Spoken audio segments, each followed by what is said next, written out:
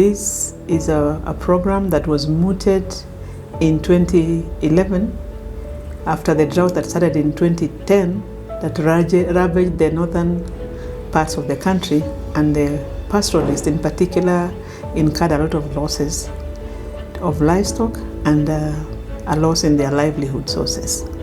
As a result of which IGAD, for the countries in the Horn of Africa, came up with a project to help address and reduce the impacts of the drought in that region, and at the same time improve the livelihoods of those communities by increasing their resilience to drought if the drought came again.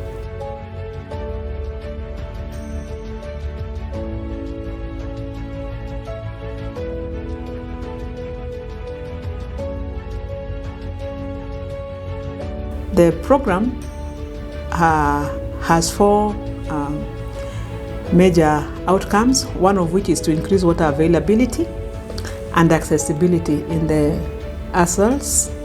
Secondly is to increase forage quality and availability in the same regions. And then third is to develop rural feeder roads that would improve market access and input delivery and access to animal health services in the same ASALs. And finally was to have a sustained, well-developed human and institutional capacity in the ASALs.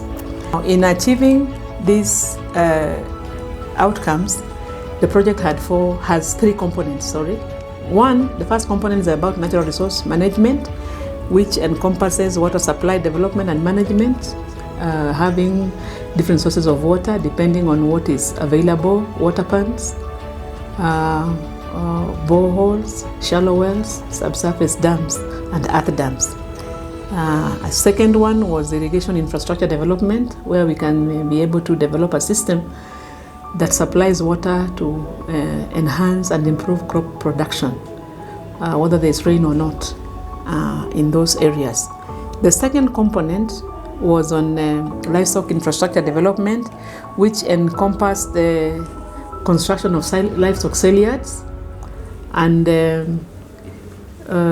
supplying and supporting vet labs with the equipment and relevant chemicals that they would require in the labs to address the health issues of the livestock in those ASAL areas, and also to improve rangeland management by either doing pasture reseeding or establishing commercial pasture plots with accompanied by pasture hay stores to ensure that the communities can produce their own fodder or pasture for their livestock, and any surplus can be stored to be used when there might be shortage, maybe due to drought or shortage of rain.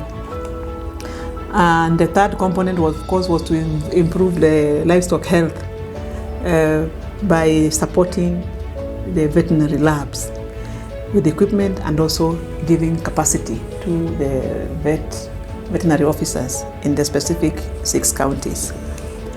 The third component was on project management and capacity building, which is mainly about coordination. And in this aspect, the subcomponents included having the project management unit and the capacity building aspect, and also support to the IGAD Secretariat to coordinate the regional issues, as I had said earlier, particularly cross-border issues that would affect the communities in those ASAL areas.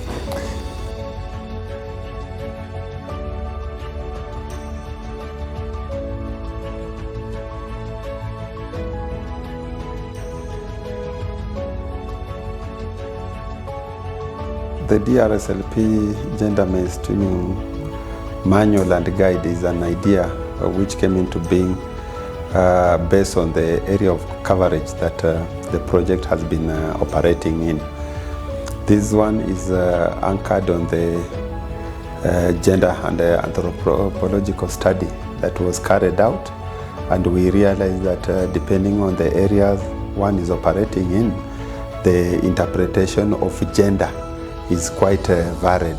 So to harmonize the approaches, we thought of developing a manual and a training guide on gender mainstreaming of the project. So we wanted to give it some context and a platform on which other people can build on, depending on the areas that they are working on in terms of the social and the economical integration.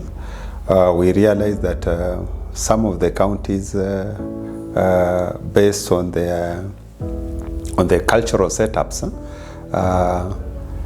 there are some genders who are disadvantaged in terms of access and control of resources, and that cannot really spur development. And on the facilitator side also, the way the subject of gender is approached is quite not really harmonized from that perspective, depending on where one was trained and also the exposure of a facilitator. That's why the guide will go a long way in complementing what has been put in the main manual.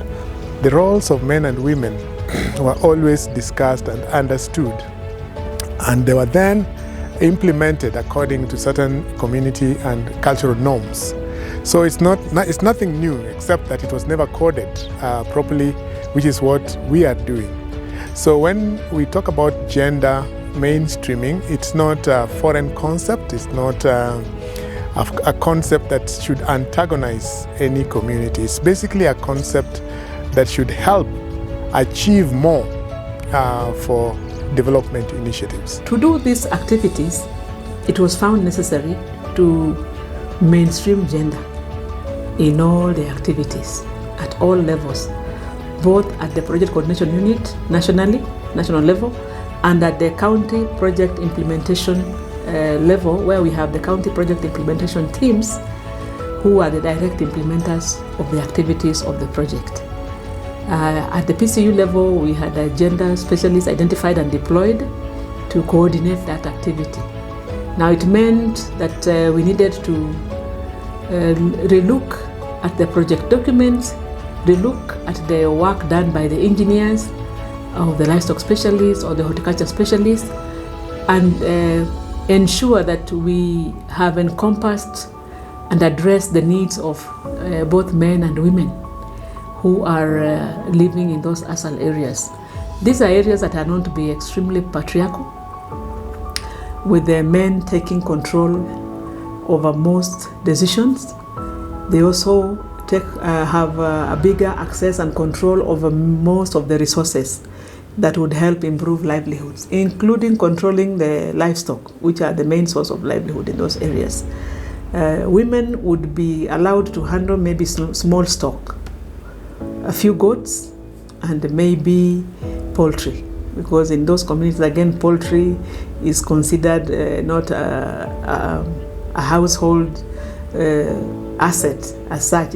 Most of the men would feel like they are just birds. You realize that agriculture being the backbone of the economy, whereby it contributes that 3% of the GDP directly, and about around 27% of the GDP by linkages with other sector, is very important, especially on rural development, because in these rural areas it contributes a lot on employment. Around 70% of the rural population get employment from agriculture. The essence of this manual is to guide the implementers and the whole value chain in agricultural development, and for the drought resilience sustainable livelihood program is to guide those implementing at the county levels to mainstream gender issues in the interventions that are being promoted by the project. This activity was meant to now have a team sit and develop that manual, the gender mainstreaming manual, from the DRSLP perspective, but with a view to having the manual be used in the agriculture sector by anybody who would want to do gender mainstreaming in projects particularly. The objectives, the purpose, first of all, of the manual was to have avail a resource of for project implementers as they plan and as they roll out activities in their respective counties for various interventions in the project. As I've mentioned, we have irrigation schemes, we have different types of water structures, boreholes, shallow wells, subsurface dams, earth dams, and water pans to address the needs of the communities. And at the same time, we have livestock structures, the hay sheds, the livestock sale yards, the pasture fodder stores. Again, as they carry out these interventions, how they can use this manual as a resource to guide them. And the approach we adopted was to provide the implementers with relevant and appropriate materials for mainstreaming gender in planning, in implementing, monitoring, and evaluating the interventions. And one of the key issues that we've found is very important is taking gender concerns from communities and converting them and making their concerns addressed.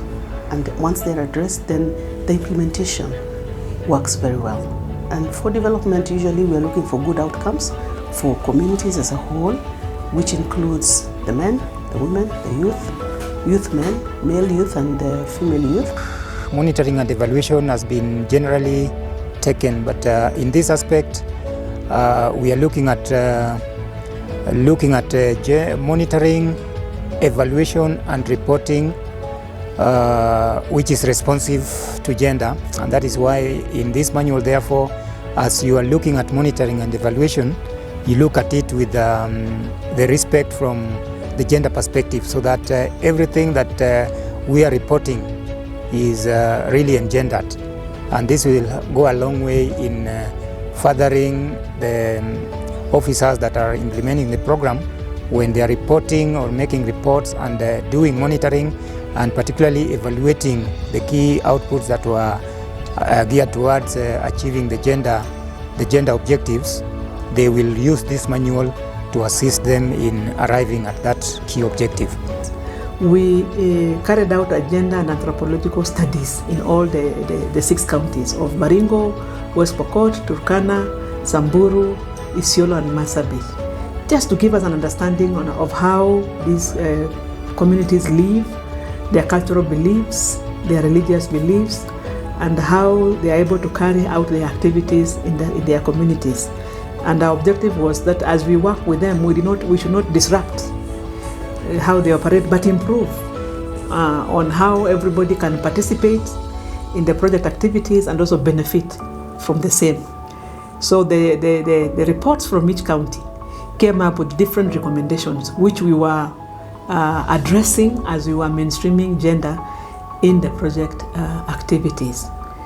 And as we go towards the end of DRSLP, we found it necessary to have a gender mainstreaming manual from that perspective, and include a training guide that can be used in the project, even the other sister projects, the RELAC, the Small Scale Irrigation and Value Addition Project, the Rural Livelihood Adaptation to Climate Change Project, and even the next phase of drought resilience, so that we are able to learn lessons and mainstream them into the project as we address gender issues and concerns of men and women. This particular manual is intended to help practitioners at county level to be able to not just mainstream aspects of gender into the DRSLP initiatives at county level and community level, but also to be able to train. So it's both a training manual and a guide, a practitioner's guide. And it's been a wonderful time of just learning and interacting with the material, first of all, and then documenting it for use by our teams in the counties. The gender norms in these rural areas is that men make the decisions. They are the main decision makers, even though women significantly participate in productive roles. It's men that make the decision on what is to be done in the household. We also have disparities in access to land from the gender and the anthropological study that was done by DRSLP. It was found out that women, not many of them can access land in terms of controlling and making decisions on how the land should be used. Not many have control over land as well as owning that land. So basically this manual has two components.